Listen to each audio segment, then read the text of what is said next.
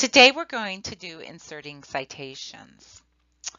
It's I know it's your favorite part of every research paper, but I'm hoping that we can make it a little more painless than it has been in the past. Meet Mr. Wallace. He is one of our favorite parents here at the school, and he's your softball coach, and he's recently retired from the Air Force. He has gone back to school, and he happened to be walking by my room the other day, and he was telling me how difficult he's finding college, and the major reason is because of having to do citations. Well, I called him into my room and I said, sit down here. And I sat down with him for 5 minutes and showed him how you can quickly and easily insert citations in Microsoft Word. He looked at me with his great big eyes and he's like, is that all there is to it? And I said, yes. And when I followed up with him a couple weeks ago, he said he's totally enjoying his classes now that they are not quite so tedious. Find that your research paper doesn't have to be so tedious either.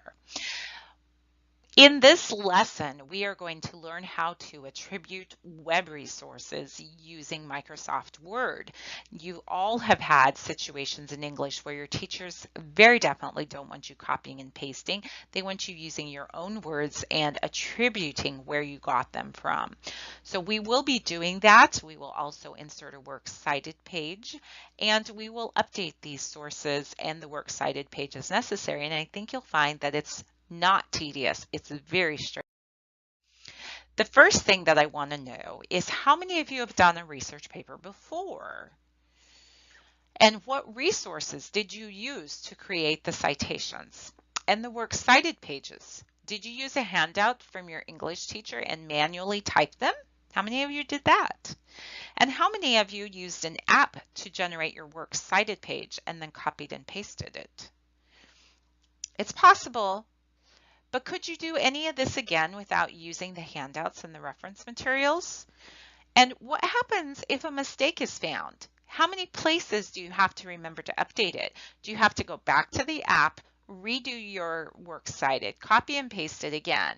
Wouldn't it be nice if everything updated automatically? You could just push a button and it was all done. It's possible. Okay, here's what the first thing we need to do is we need to gather all our citation information, whether it be a book, a web page, or an article. You need to have the information. Then you need to decide on the type of formatting. Here at our school, we use MLA, the 7th edition.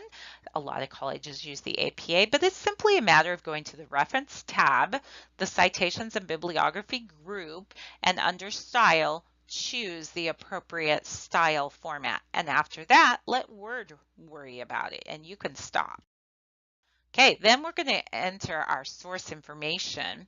Two ways to do it. You can go up to Manage the Sources and click New and enter all the information. The super cool thing about this is that once you put your source information in, it stays with your computer, even when you do a new document. So if you are in a class in college and you have to continually reference a couple of textbooks, that information is always going to be in there and you can use it over and over again. The one caveat to that is if you bounce around between computers, it's not going to be there. It will stay attached to the document that you assigned it to, but it won't just be available with your new templates unless you go back to the same computer every time.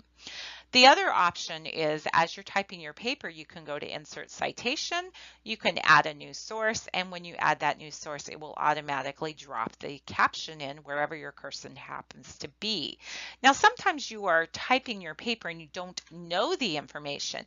In that situation, you can put a placeholder in, and then when you have the information, you simply go back to Manage Your Sources and you edit the placeholders and it will automatically update your captions. This is the Create Source dialog box, and the neat thing about this is that when you tell it what kind of source you have, it automatically puts that in the field information up that it needs from you. You may not always be able to find all of this information out, but this is the field. These are the fields that you want to try and find out for, and it will update them depending upon whether you have a book or a website or a journal article. The one thing that stumped me for a little while was, how do I get my page numbers in? Well, it's simply a matter of a right click. And when you right click on your citation, you will get a little option that says, do you want to edit the citation?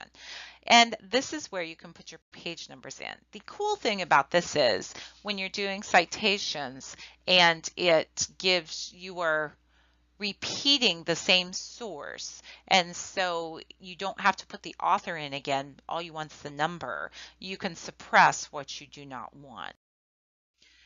At the very end, inserting your works cited is simply a matter of going up to bibliography, choosing whether you want a bibliography, references, or works cited, and boom, it is done. Now, the only thing you need to be aware of is that if you do make a change in your document, it should prompt you to that there's been a change. Do you want to update the citations and the bibliography? But just in case, and sometimes it doesn't. So there's a little red exclamation that may show up on your works cited field. If you have that red exclamation mark, it's an indication that you need to update things, and you simply click on it and it will update for you.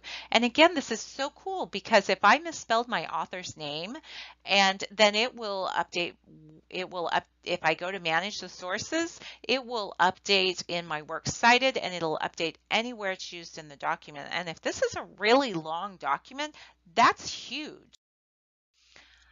Now that we have figured out how to do this, I want you to take this practice worksheet and give it a go and see what you can do with this. Using the information below, I want you to enter it into your sources. Take a look at the citations down at the bottom, and in a new document, go ahead and type those sentences in, and I want you to cite them correctly. At the very end of typing those 5 sentences, go ahead and generate a works cited page. Let me know when you are done with that, and I'll come around to just take a quick look at it and make sure you're doing it correctly. The other thing that as I'm walking around, if I see you doing something that I think there might be an easier way to do it, we'll let you do that. Hopefully now that you have gone through all this, when you do your final research paper, this should be a fairly straightforward summative assessment. When you turn in your final project, I do want you to answer the reflection questions. What was easier about doing your paper with the tools that Word provides? How much time could this possibly save you? What do you want to remember that you might use again? And lastly, what would you do differently next time? We don't always do things the same time every way. A lot of times we find easier ways to do them.